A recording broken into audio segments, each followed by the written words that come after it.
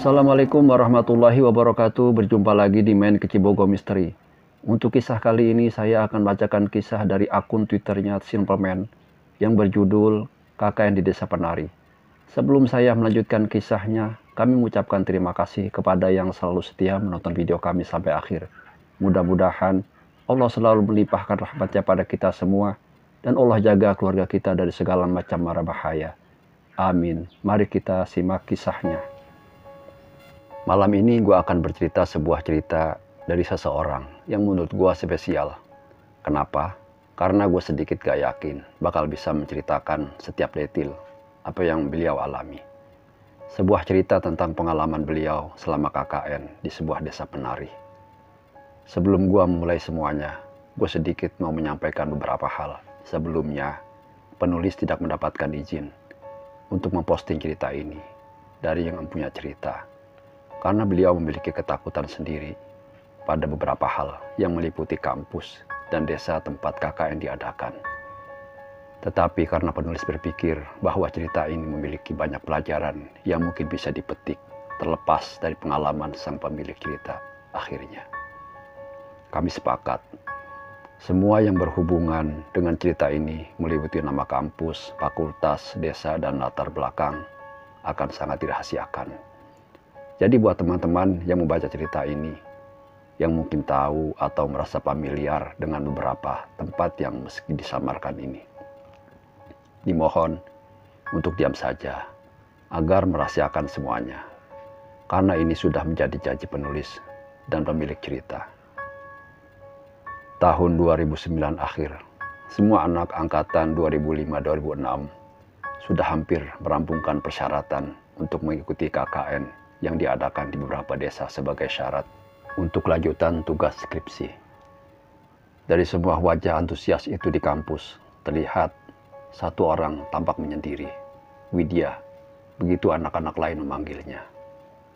Ia tampak begitu gugup, menyepi, menyendiri, sampai panggilan telepon itu membuyarkan lamunannya.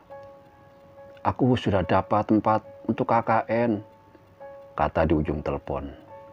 Wajah muram itu berubah menjadi senyuman penuh harap. "Di mana?" "Di kota B, sebuah desa di kabupaten, Kak. Banyak proker untuk dikerjakan. Tempatnya cocok untuk kita KKN." Saat itu juga Widya segera menyiapkan proposal KKN. Semua persyaratan sudah terpenuhi, kecuali kelengkapan anggota dalam setiap kelompok minimal harus melibatkan 2 fakultas berbeda, pun dengan anggota minimal 6 orang. "Tenang," kata Ayu, perempuan yang tempo hari memberi kabar tentang KKN yang ia observasi bersama abangnya. Benar saja, tidak beberapa lama muncul Bima dengan Nur.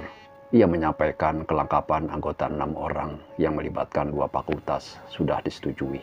"Siapa yang sudah gabung, Nur?" tanya Ayu. "Temanku, Kating, 2 angkatan di atas kita. Satunya lagi temannya." Lega sudah batin Widya. Surat keputusan KKN sudah disetujui semuanya. Terdiri dari 2 fakultas dengan proker kelompok dan individu. Untuk pengabdian di masyarakat yang akan diadakan kurang lebih sekitar 6 minggu. Hanya tinggal menunggu pembekalan sebelum keberangkatan. Jauh hari sebelum malam pembekalan, Widya berpamitan kepada kedua orang tuanya tentang progres KKN yang wajib ia tempuh. Ketika orang tua Widya bertanya kemana proyek KKN mereka, terlihat wajah tidak suka dari raut ibunya. "Apa tak ada tempat lain? Kok harus ke kota B?" Wajah ibunya menegang. "Di sana tempatnya bukannya hutan semua. Tidak bagus ditenggali oleh manusia." Namun setelah Widya menjelaskan bahwa sebelumnya sudah dilakukan observasi, wajah ibunya melunak. "Perasaan ibu gak enak. Apa tidak bisa diundur 1 tahun lagi?" Widya enggan melakukannya, maka meski berat, kedua orang tuanya pun terpaksa menyetujuinya. Hari pembekalan sebelum keberangkatan, Widya, Ayu, Bima, dan Nur matanya melihat sekeliling, khawatir Dua orang yang seharusnya ikut pembekalan belum juga terlihat batang hidungnya. Sampai menjelang siang, dua orang muncul, menyapa dan memperkenalkan dirinya di depan mereka. Wahyu dan Anton, setelah basa-basi bertanya seputar rencana KKN. Dari A sampai Z selesai, mereka akhirnya berangkat. "Nanti kita naik apa?" kata Wahyu. "Elep mas," jawab Nur. "Sampai desanya naik mobil elep, Dik." "Tidak mas, nanti berhenti di jalur hutan, Dek. Nanti ada yang jemput," sahut Nur.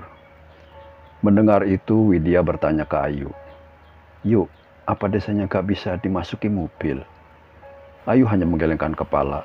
"Gak bisa, tapi deket kok dari jalan besar. 45 menit kemungkinan." Disinilah cerita ini dimulai. Sesuai apa yang dikatakan Nur, mobil berhenti di jalur masuk hutan D, menempuh perjalanan 4-5 jam dari kota S.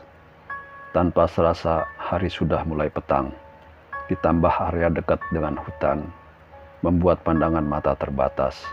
Belum sampai di sana, gerimis mulai turun, lengkap sudah. Setelah menunggu hampir setengah jam, terlihat dari jauh cahaya mendekat. Nur dan Ayu langsung mengatakan bahwa mereka yang akan mengantar. Rupanya yang mengantar adalah 6 lelaki parubaya dengan motor butut. "Cuk, sepedaan tah?" kata Wahyu. Spontan saat itu ada yang aneh, entah disengaja atau tidak. Ucapan yang dianggap biasa di kota S ditanggapi lain oleh lelaki-lelaki itu. Wajahnya tampak tidak suka dan sinis tajam melihat Wahyu. Hanya saja yang memperhatikan semua sedetail itu hanya Widya seorang. Apapun itu, semoga bukan hal yang buruk. Di tengah gerimis, jalanan berlumpur. Pohon di samping kanan kiri. Mereka tempuh dengan suara motor yang seperti sudah mau ngadat saja. Ditambah medan tanah naik turun, membuat Widya berpikir kembali. Sudah hampir 1 jam lebih, tapi motor masih berjalan lebih jauh ke dalam hutan. Khawatir bahwa yang dimaksud Ayu setengah jam lewat 15 menit adalah setengah hari. Widya mulai berharap semua ini cepat selesai. Di tengah perjalanan, tidak satu pun dari pengendara motor itu yang mengajaknya bicara. Aneh, apa semua warga di sana pendiam semua? Malam semakin gelap dan mulai semakin sunyi sepi. Namun kata orang, di mana sunyi dan sepi ditemui, di sana rahasia dijaga rapat-rapat. Kini rasa menyesal sempat terpikir di pikiran Widya. Apakah ia siap menghabiskan 6 minggu ke depan di sebuah desa jauh di dalam hutan, ketika suara motor memecah suara rintik gerimis. Dari jauh sayup-sayup terdengar sebuah suara familiar dengan tabuhan kendang dan gong, diikuti suara kenong, kompiang, membaur menjadi alunan suara gamelan. Apa ada yang sedang mengadakan hajatan dekat sini? Dan ketika suara sayup-sayup itu perlahan menghilang, terlihat gapura kayu menyambut mereka. Sampailah mereka di desa W, tempat mereka akan mengabdikan diri selama 6 minggu ke depan. "Permisi," kata lelaki itu, sebelum meninggalkan Widya dengan motornya. "Merene rek," teriak Ayu. Di sampingnya berdiri seorang pria. Wajahnya tenang dengan kumis tebal, mengenakan kemeja batik khas ketimuran. Ia berdiri seolah sudah menunggu sedari tadi. "Kenalkan, ini Pak Prabu, kepala desa teman kakakku. Pak Prabu, ini teman saya yang dari kota, yang rencananya mau KKN." Pak Prabu memperkenalkan diri, bercerita tentang sejarah desanya. Di tengah ia bercerita, Widya pun bertanya kenapa desanya harus sepelosok ini. Dengan tawa sumringah, Pak Prabu menjawab, "Pelosok bagaimana maksudnya, Mbak? Bukannya jarak ke jalan besar hanya 30 menit?" Tatapan bingung Widya disambut tatapan bertanya oleh semua temannya. Seolah pertanyaan kok membingungkan. "Mbaknya mungkin capek, jadi mari tak antar ke tempat di mana kalian tinggal." Di tengah kebingungan itu, Ayu menegur Widya. Maksudnya bagaimana, Tawid? Kok kamu tanya seperti itu? Buat saya sungkan saja kamu. Di situ Widya menyadari ada yang salah. Tempat menginap untuk laki-laki adalah rumah gubuk yang dulunya seringkali dipakai untuk posyandu. Tapi sudah dirubah sedemikian rupa. Meski beralaskan tanah, tapi di dalamnya sudah ada bayang. Ranjang tidur beralaskan tikar. Sedangkan untuk perempuan menginap di salah satu rumah warga. Di dalam kamar, Widya pun bertanya maksud ucapannya kepada Pak Prabu. Karena sepanjang perjalanan, bila dirasakan oleh Widya sendiri, itu lebih dari 1 jam. Ayu membantah bahwa lama perjalanan tidak sampai selama itu. Anehnya, Nur memilih tidak ikut berdebat. Nur lebih memilih untuk diam. Gini, kamu dengar apa tidak di jalan tadi?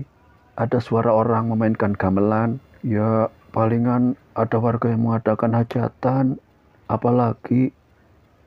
Berbeda dengan Ayu, Nur menatap Widya dengan ngeri. Sembari berbicara lirih, Nur yang seharusnya paling ceria di antara mereka berkata, Mbak, tidak mungkin ada desa lain di sini. Tidak mungkin ada acara di dekat sini. Kalau kata orang zaman dulu, kalau dengar suara gamelan, itu pertanda buruk. Mendengar itu, Ayu tersulut dan langsung menuding Nur sudah ngomong yang tidak-tidak. Nur, jangan ngomong sembarangan kamu. Bukannya kamu ikut observasi di kampung ini sama aku. Belum sehari kok kamu sudah ngomong hal yang gak masuk akal begini. Masih bersambung. Assalamualaikum warahmatullahi wabarakatuh.